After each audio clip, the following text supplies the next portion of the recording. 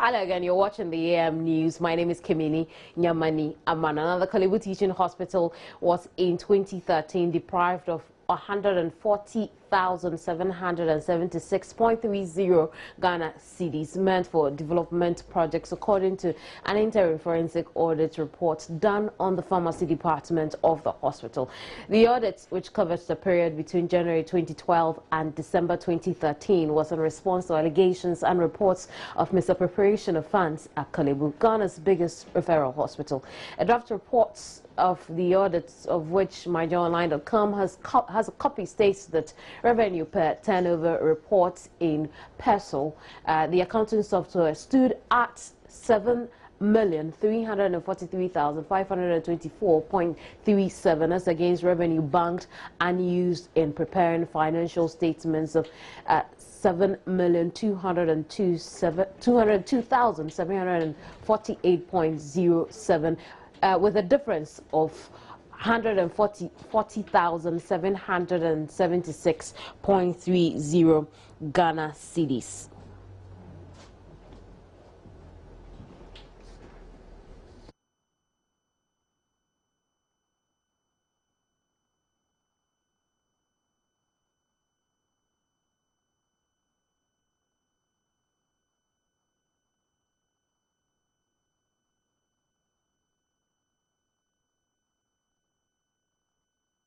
Let's talk about this now over the next few minutes. I have here with me Director of Pharmacy at the Kolebu Teaching Hospital, Elizabeth Bruce. Thank you very much for joining us here. You do have some concerns with this report we have cited. Yes, I and my staff do have a lot of concerns. And I must say, I must thank you first for allowing us to come and tell the story as it is. And it is very difficult for me as a civil servant to be standing here. But the way the news has been blown up and everybody is talking about it on air, we really need to set the record straight. That's why I'm here this morning. Yes, there is an interim audit report, but I must state clearly here now that it's an interim report. I must also say the internal auditor has not been professional with his work. For almost 30 years that I've worked, I have been audited. I have not complained because it's one of the exercises that one has to go through being in the position that I am. Why do you say this particular auditor has been unprofessional? He has been unprofessional because, one, you presented observations of your work to us to give you responses. Normally, when you present observations, you take our responses and you come back to us. So, for example, if you state that some assets are missing, I give you a response that the assets are really there. I'm supposed to produce the assets. So you need to come back to me to check whether what I'm saying is true or not. That is the state or the stage that we are with this report. Okay. And so for them to give such a report, which is not final, out to the public, is very, very alarming. Because let me just say, this was a report that was cited. It may not necessarily mean that the auditor gave it off. But let's look at the matters in this interim report. All right, we, as a country, in 2013, we were shortchanged 140,776.30. Is this true? It is not true. How so? It is not true because they are interpreting the documents they have. They haven't come to us for an explanation on it, because there is an explanation for that shortfall. We buy drugs from two sources.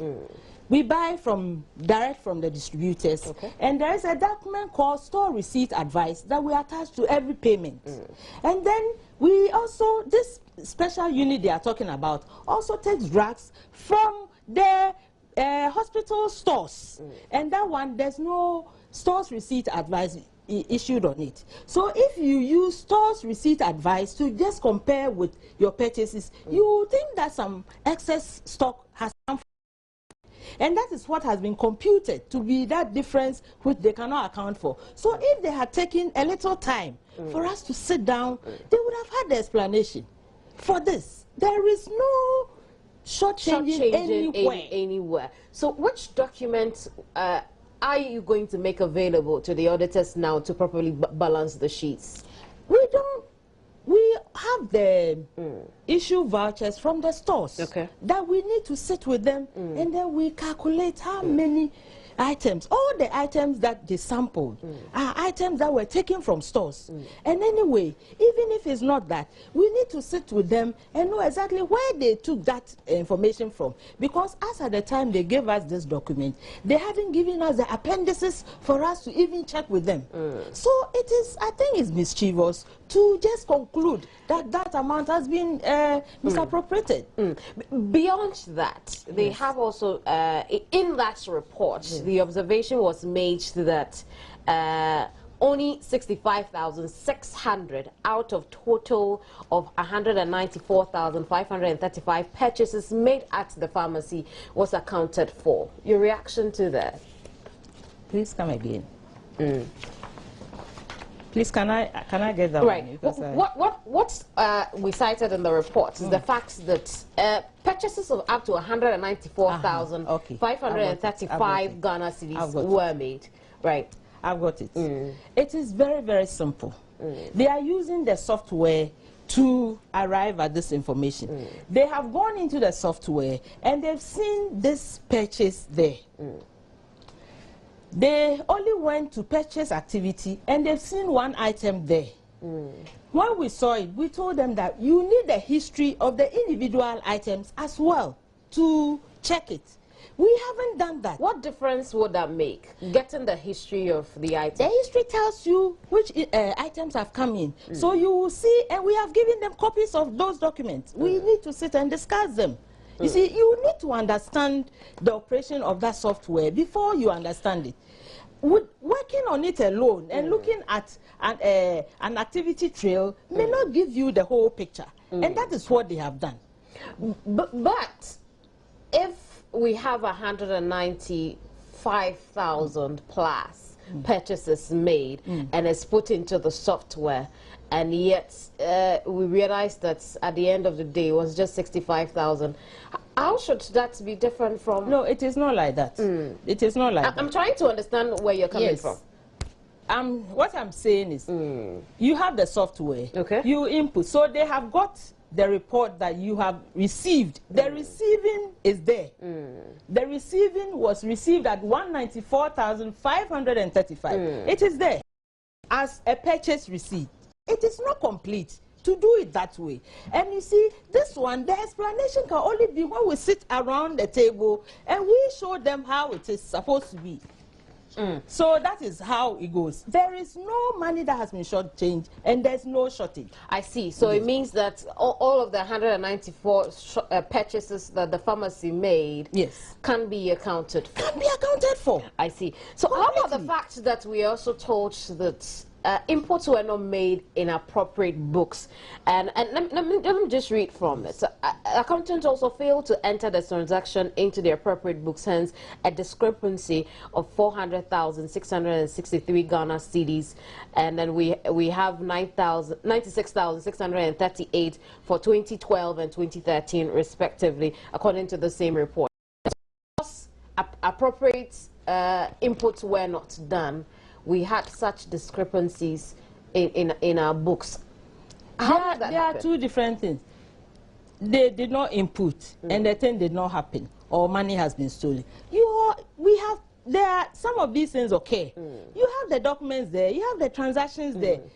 If it's not been input, it doesn't mean it's been stolen. And that is why the audit is for, and that is what verification and reconciliation is for. I get all that you're saying, but why has it got to be that the auditor has got a lot of things wrong with the operations at the pharmacy? It seems as though the auditor hasn't done well. It seems as though the discrepancies the auditor has observed, according to you, are all false.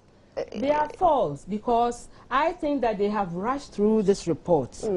They should just have taken time. As I've said, we are always audited, and the auditors sit with us and trash out.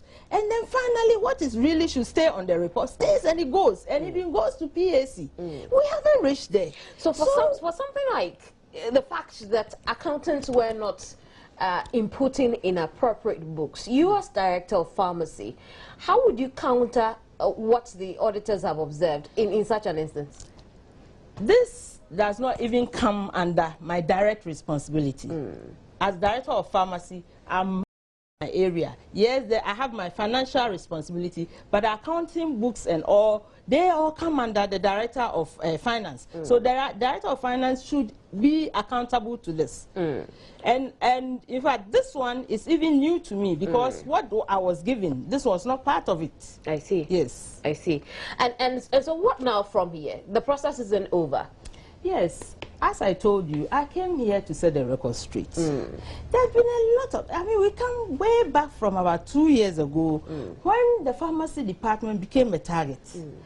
In fact, in one breath, they talk about the pharmacy department as a cash cow of the hospital. In fact, we have done our best.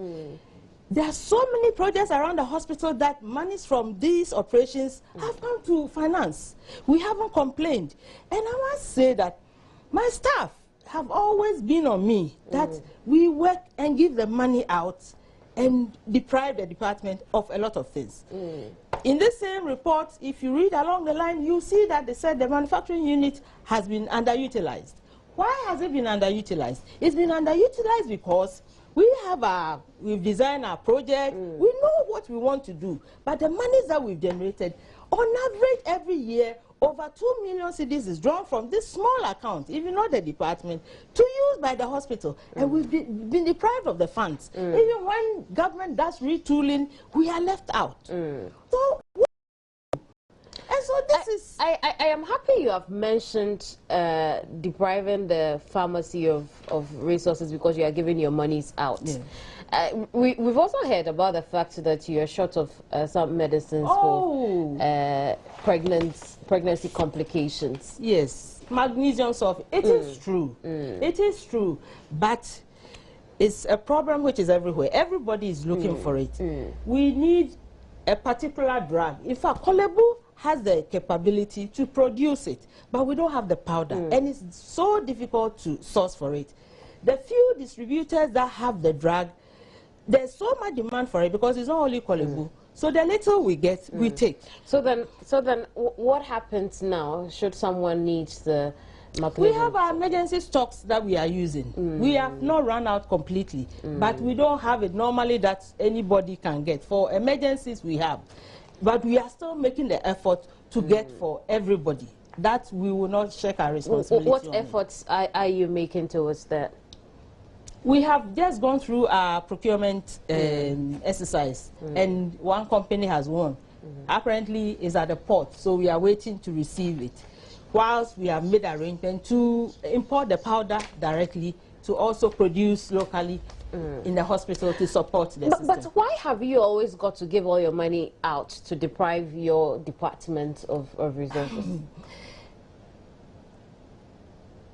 I don't know what to say, but we have been accused that we work like an island within the hospital.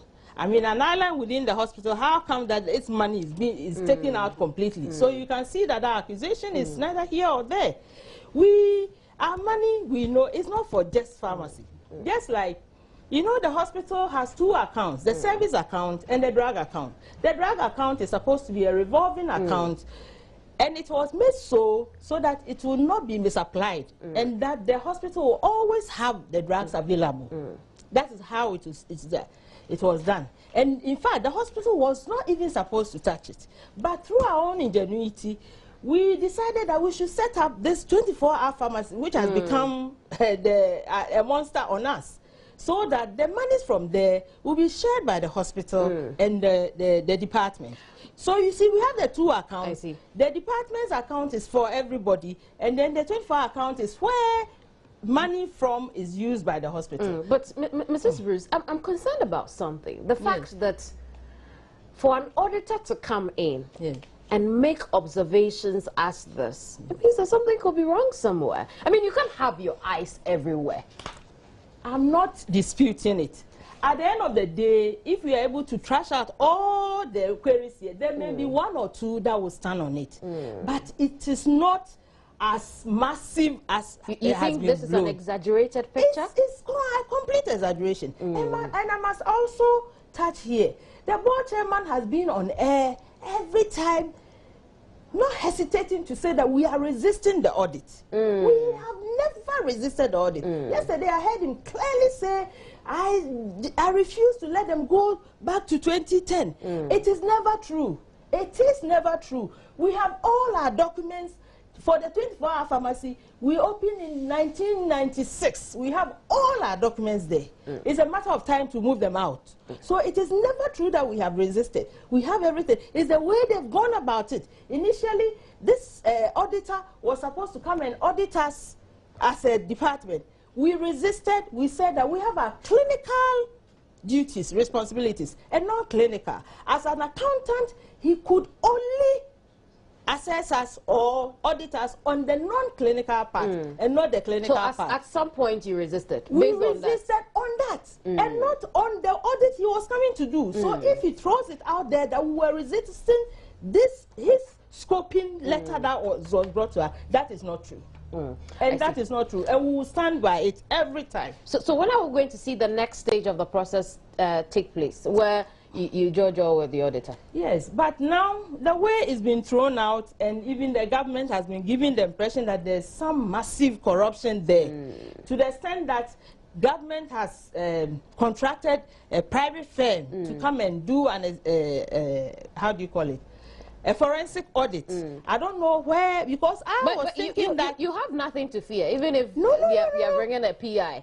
I'm not worried at all. But you see, the way it's been thrown into the air, I hope there will be neutrality. I really hope that, because if there is that neutrality on the part of the firm, they will see that, yes, there will be some procedural errors here and there, but not corruption as they are portraying. I see. Thank you very much, Elizabeth. Elizabeth Bruce is Director of Pharmacy at the Kolebu Teaching Hospital. Now, the outpatients department in public hospitals will be closed on Thursday as doctors join other workers to protest the worsening living conditions in Ghana. The General Secretary of the Ghana Medical Association, Dr. Frank Sribo, is even persuading patients whose ailments may not need emergency attention to join them in the demonstration on Thursday in a march for survival and demand better living conditions from government. The Ghana Medical Association say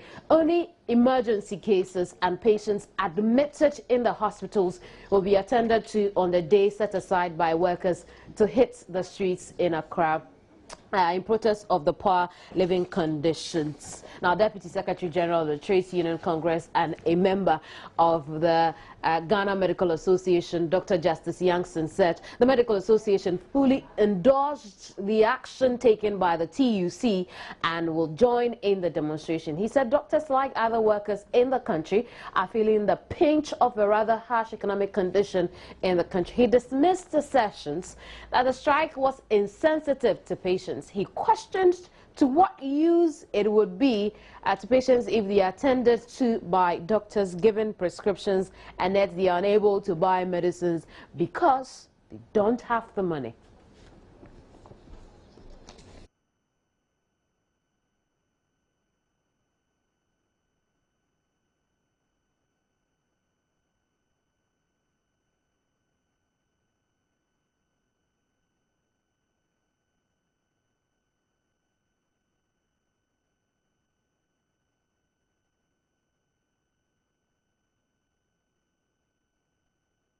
Well, as organized labor prepares to embark on a one-day demonstration this Thursday in protest of the harsh economic conditions in the country, Chief Executive of the Ghana Employers Association, Alex Frimpong, is calling on government to quickly come up with short-term measures to help stabilize the economy. He said the current economic situation was negatively affecting their businesses.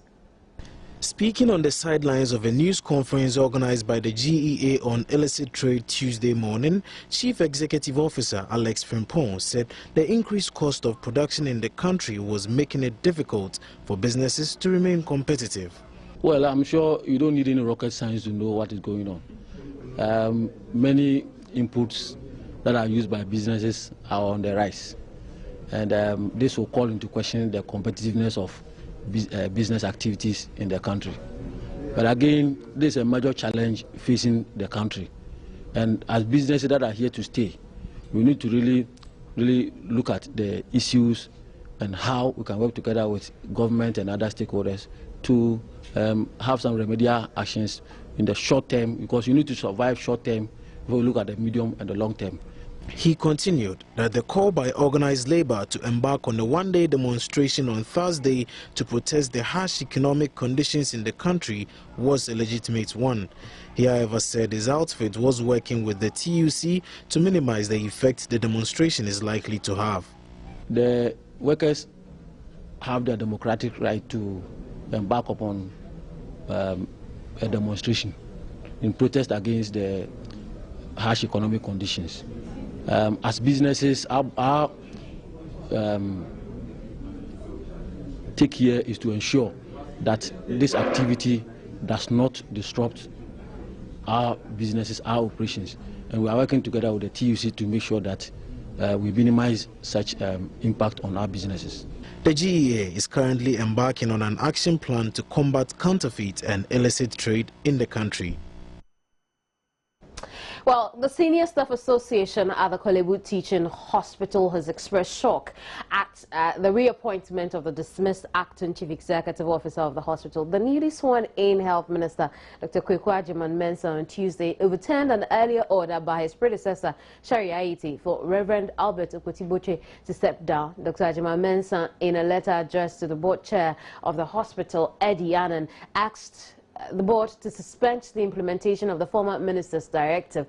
The president of the Senior Staff Association, Charles Ni Kwade Ofei Palm, told an Accra-based radio the news came as a surprise since the association exposed huge financial malfeasance by Reverend Albert Okoti-Botwe and the hospital's board. He disclosed that the new health minister called him on Monday to assure him that a new CEO will be appointed in the coming weeks.